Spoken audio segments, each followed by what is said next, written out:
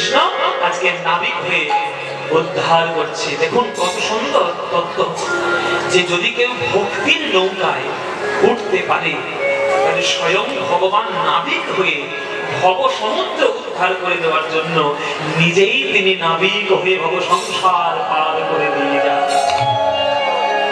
হ্যাঁ, এই পার করে দিয়ে যান, এই বলে চলেছে আজ নৌকায় করে।